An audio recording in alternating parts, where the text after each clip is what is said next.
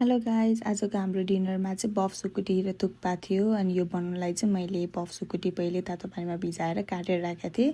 त्यसपछि एउटा प्यानमा चाहिँ मैले तेल हालिदिएँ अनि त्यसपछि त्यो बफ सुकुटीलाई चाहिँ मजाले भुट्नलाई छोडिदिएँ। यो चाहिँ रातो हुन्जेलसम्म भुट्नुपर्छ। अनि त्यो भुटिसकेपछि चाहिँ मैले त्यसलाई निकालेर प्लेटमा निकालेर त्यही तेलमा चाहिँ काटेर राखेको गोलभेडा र प्याज चाहिँ पाक्नलाई छोडिदिएँ।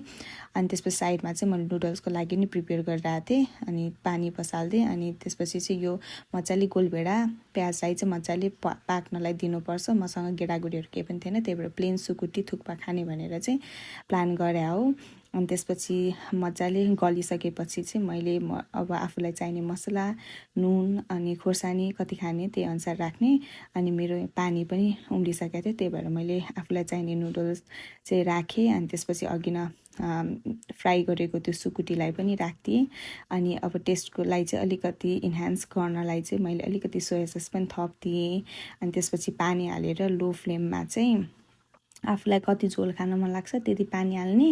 अनि त्यसपछि लो फ्लेममा चाहिँ पाक्नलाई छोडिदिने। अनि मेरो यहाँ नुडल्स पनि पाक्दैछ। अनि त्यसपछि हरियो धनियाँले चाहिँ गार्निस गरिदिएँ। अनि नुडल्स पाकिसकेको थियो अनि त्यो निकालेँ।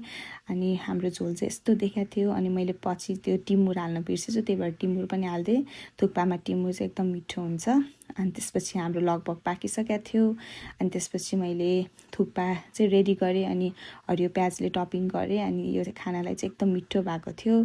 अनि हाम्रो चाहिँ डिनर आजको लागि यही थियो। By by guys.